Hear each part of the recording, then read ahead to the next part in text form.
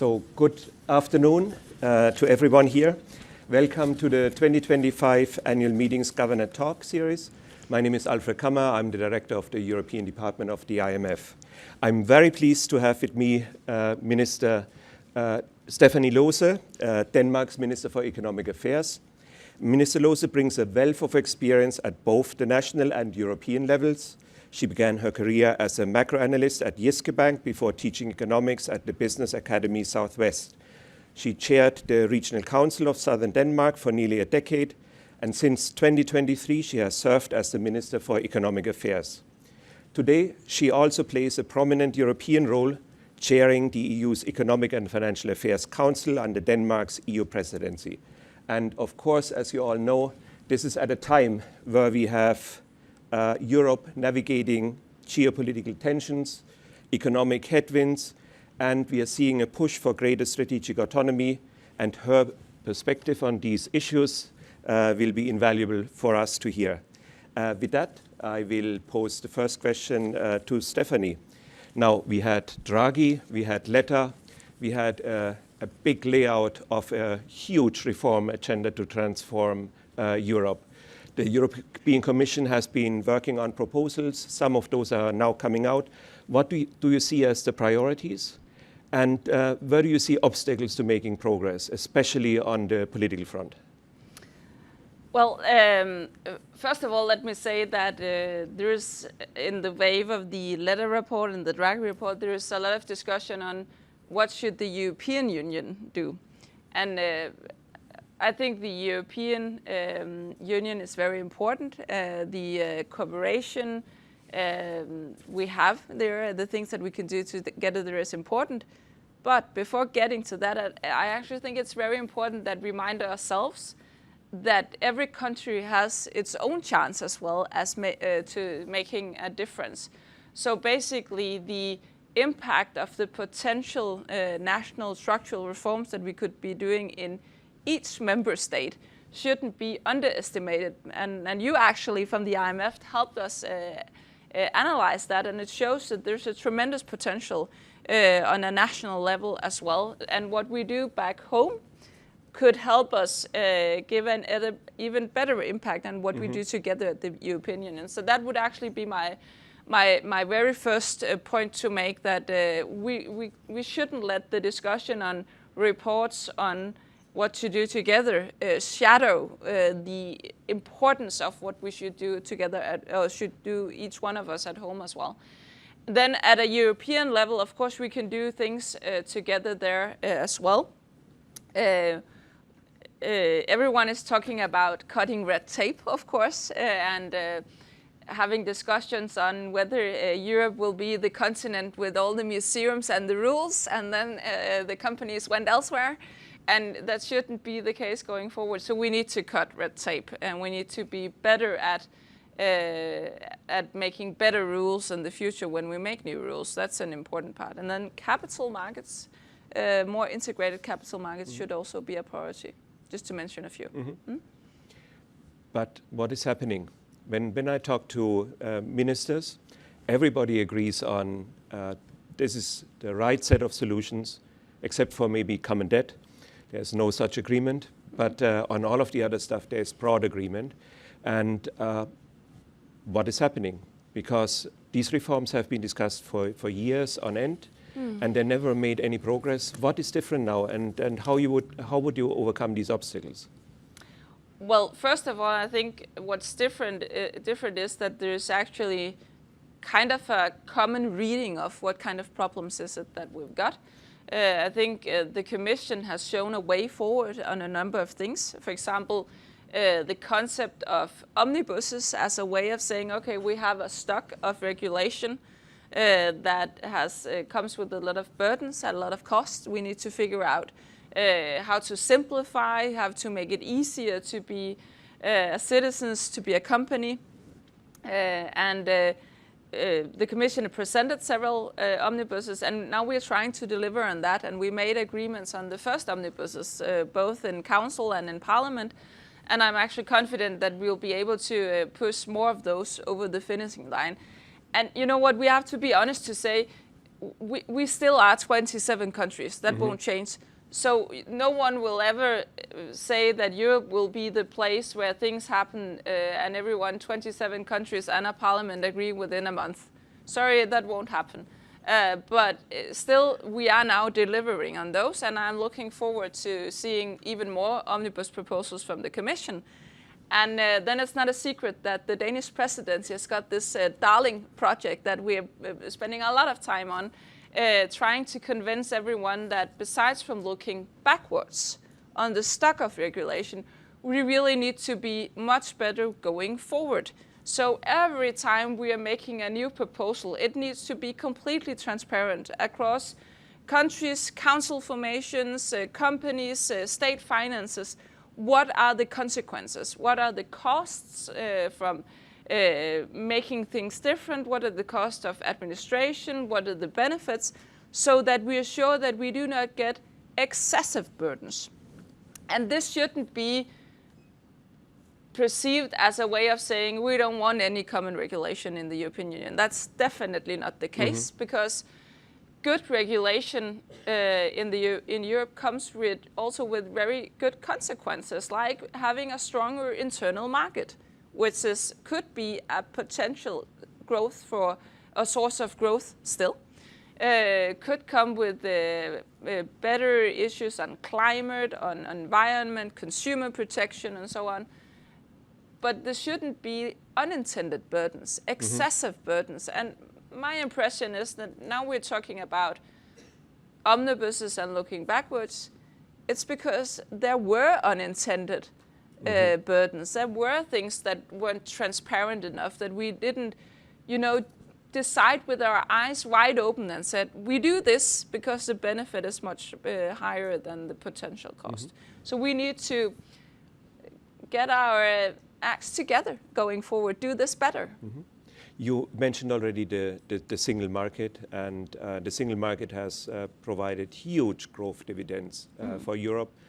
We have pointed out that there is so much more potential for that single market to create growth, productivity, income, and in our Regional Economic Outlook, which is forthcoming on Thursday, we'll make another case. It is going to help maintain the European welfare state by generating growth and tax revenue and helping on the fiscal consolidation side. But it also is an element in terms of creating economic resilience. And economic resilience is, I think, now on everybody's radar screen, given the geopolitical tensions.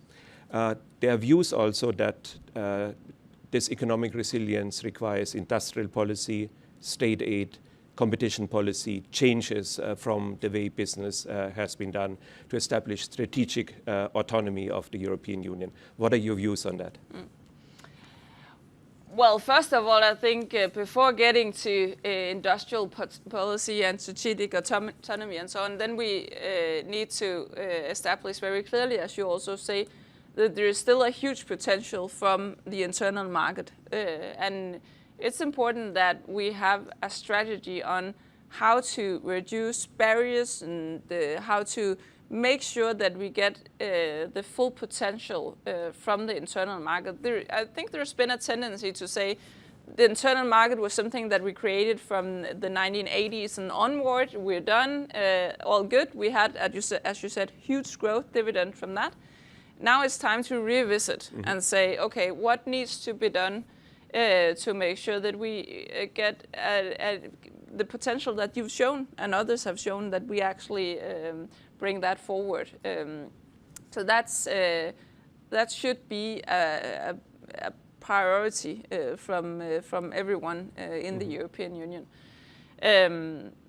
Also, before talking about state aid and industrial policy and so on, I think it's also fair to say Europe should consistently pursue, as we are doing, more free trade.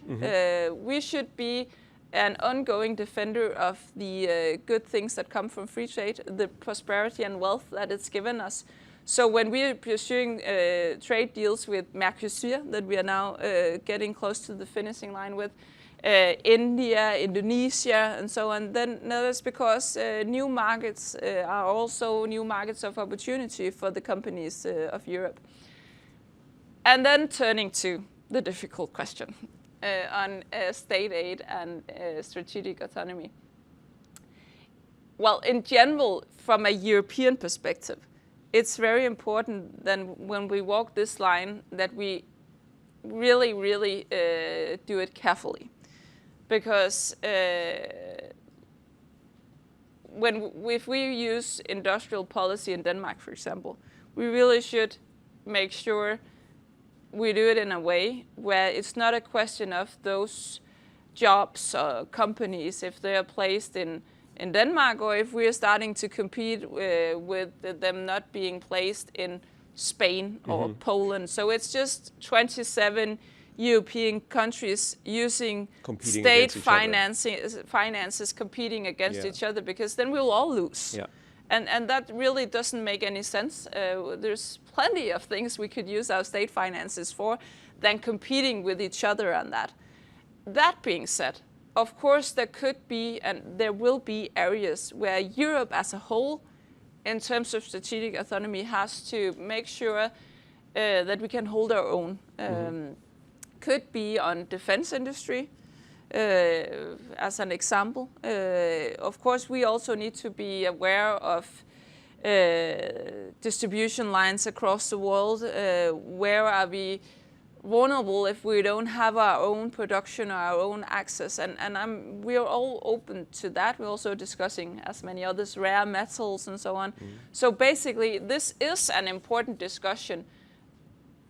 But I think it's very important that we are clear about what is this discussion about and what shouldn't it be about. Because if we walk to where what it shouldn't be about, then I think we will all lose from it in Europe.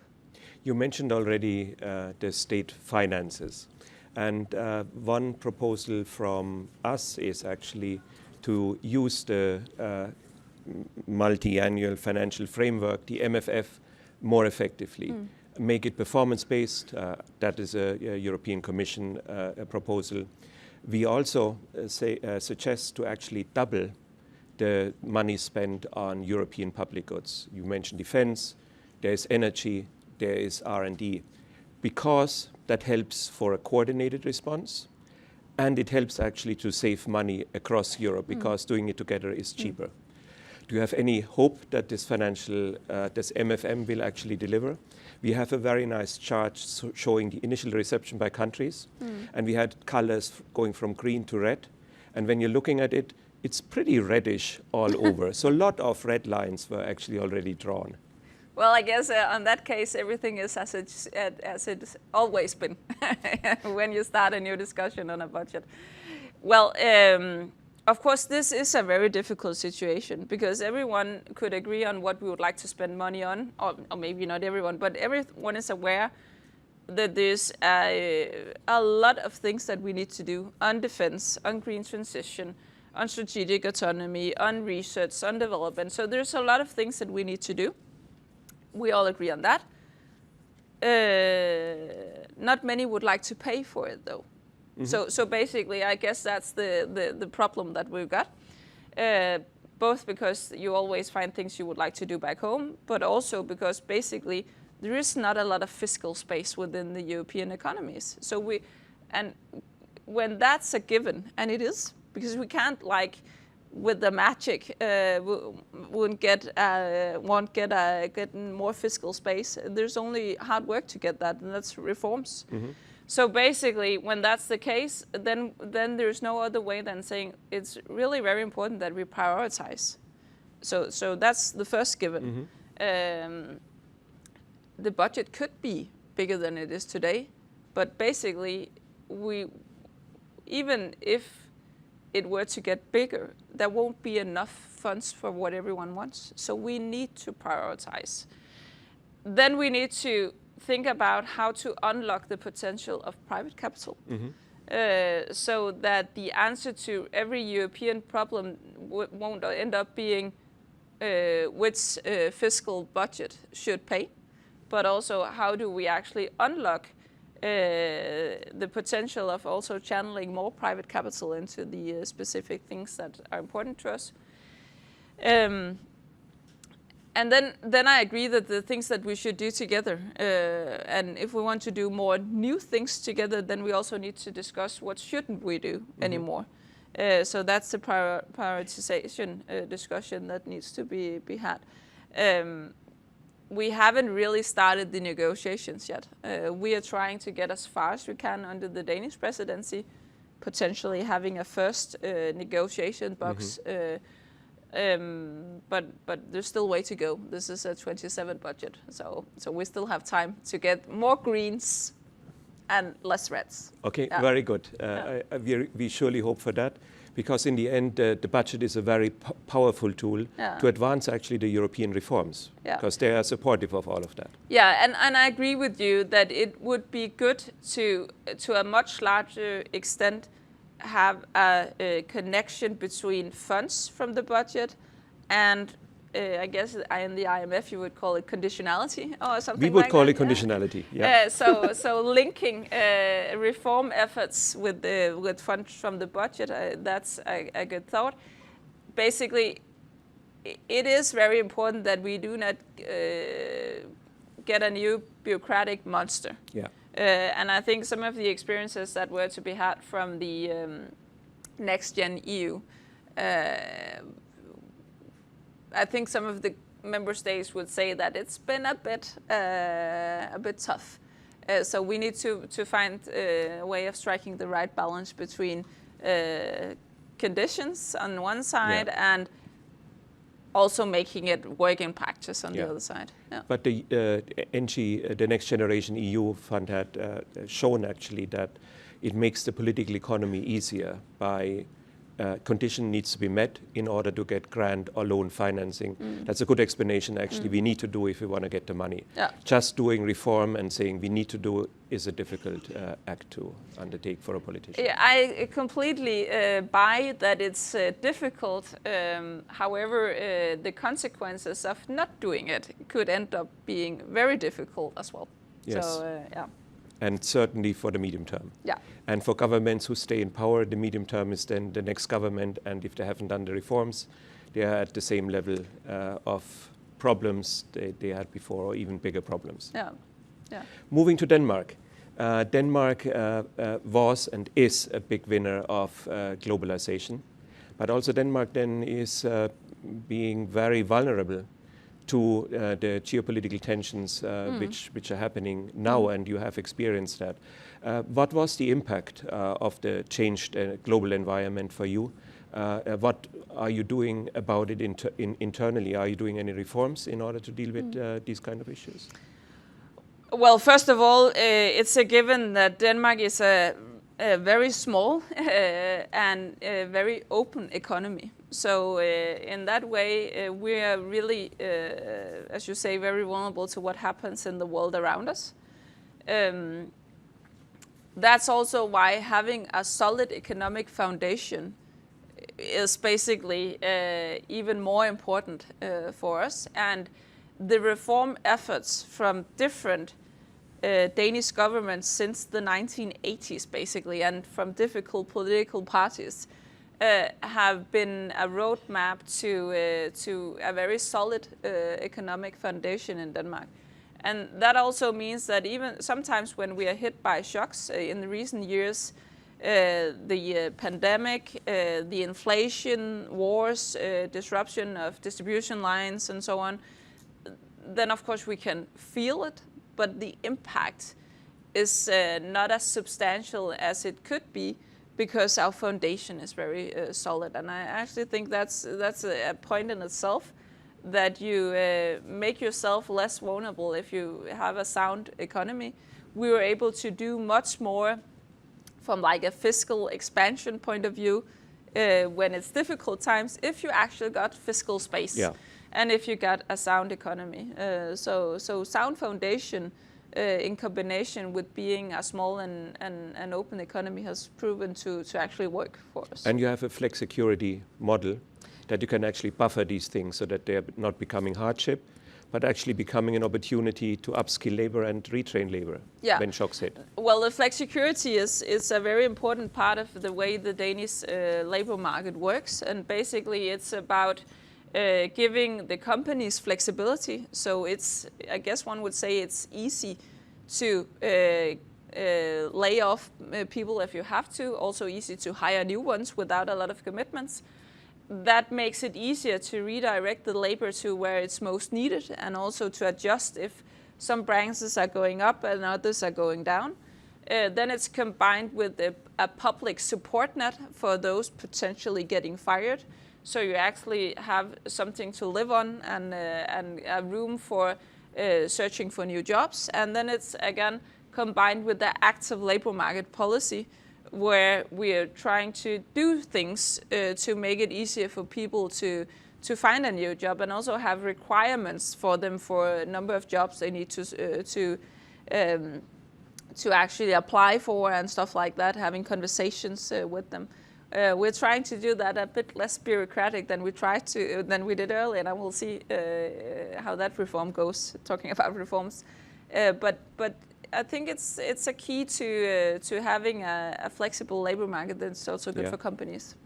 So you mentioned strong economic fundamentals needed in order to buffer shocks. In order to get to strong fundamentals, you need to undertake structural reforms. You have been doing that. We did an analysis which shows that Denmark is at the global frontier in a number of areas. But how did you politically do it? Because the issue is, for every politician, how do I convince people to do sometimes painful reforms and get them over the finish line so that the country at large gets actually the dividends from these reforms? Yeah. Well, I don't think there is just like one simple answer to that. I think there are several answers.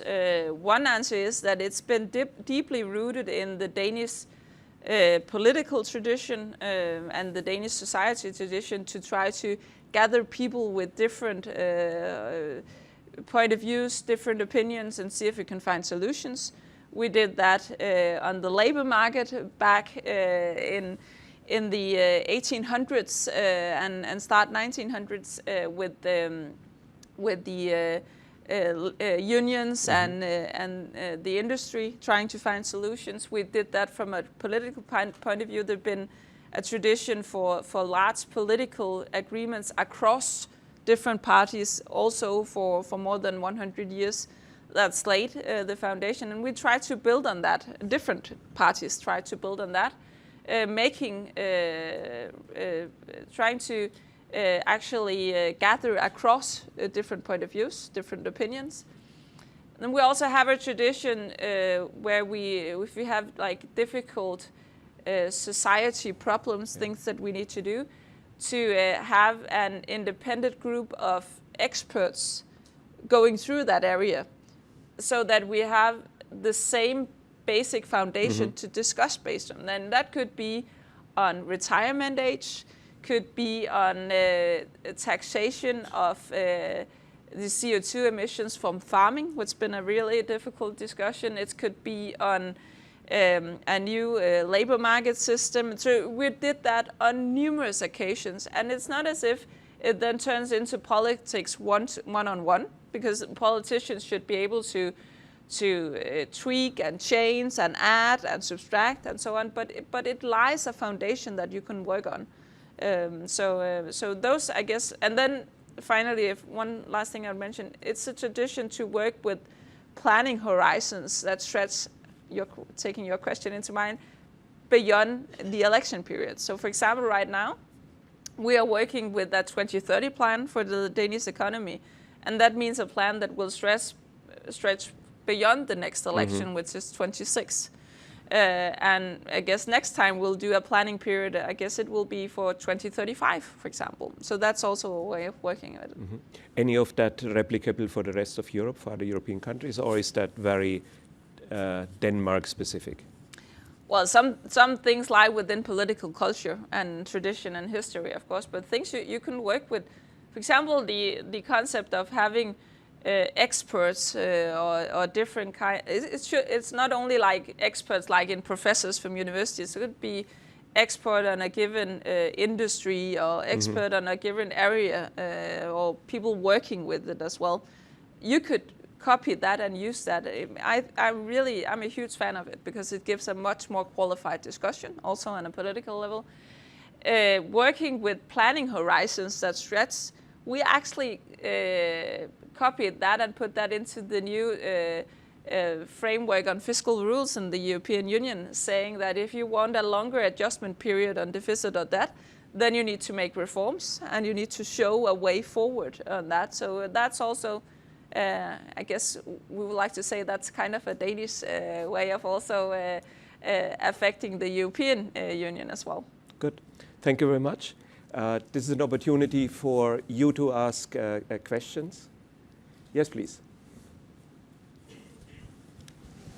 Hi, my name is Anna Serdyuk. I'm from Ukraine, and my question is, how does Europe factor in the risk of a war with Russia when you plan your growth? Thank you. How does what? How does Europe factor in the risk? How do you value this risk? Because we saw drones, well, not only in Ukraine now. Yeah. Well, I think the fact that there's a war in Europe and Russia's brutal attack on Ukraine has been and should be a wake-up call to the rest of Europe. We are not probably in a position where we're able to defend ourselves. And that means, one, we need to support Ukraine. We need to do that continuously and unwavering for as long as it takes. Not only because Ukrainians are fighting their own brave fight, but also because it's also a fight for us in the rest of Europe and for freedom. And it's a contribution to European security every day that the Ukrainians fight. So that's one.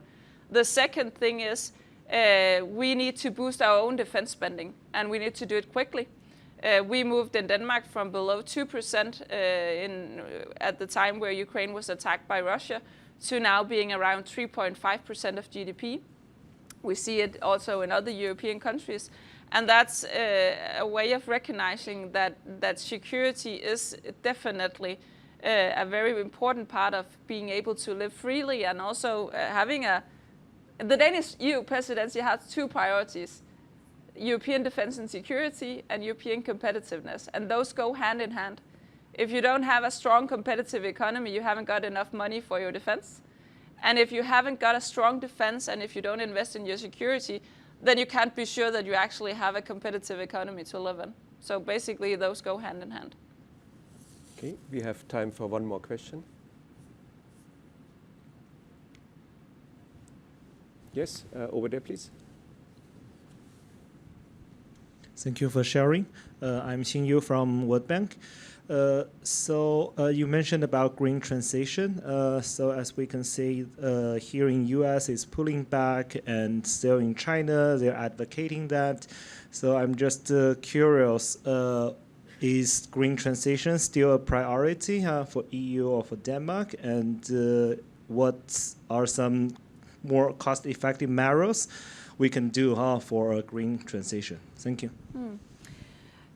Well, there's no doubt that the green transition should be and still will be a very important priority. It is in Denmark. We have a goal of a 70% reduction in 2030 of our CO2 emissions. And by all the projections we've got now, then the politics that we made, we actually will succeed in a 70% reduction by 2030.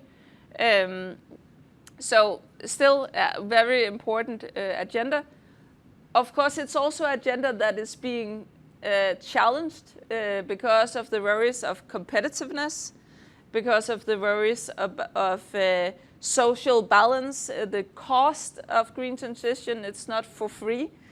So of course it's challenged. And I think it's important that we actually find the very important things where you can combine all of this. Looking at Europe, for example, one of the things that are dragging the European competitiveness down is expensive energy. The best way to get more competitive is to have more green, cheaper energy. So we need to invest together in Europe in more green energy and renewable energy, because that's also a way of helping on the green transition. It's also a security policy because it's a way of getting rid of Russian oil and gas. And it's a way of increasing the competitiveness of the European companies. So those examples are there, and let's just start with actually tackling those and saying, here, everyone that's doubting, see, this is actually the way that we should push forward. Mm-hmm. Thank you, Stephanie, and a big round of applause, please, for Minister Lohse. Thanks.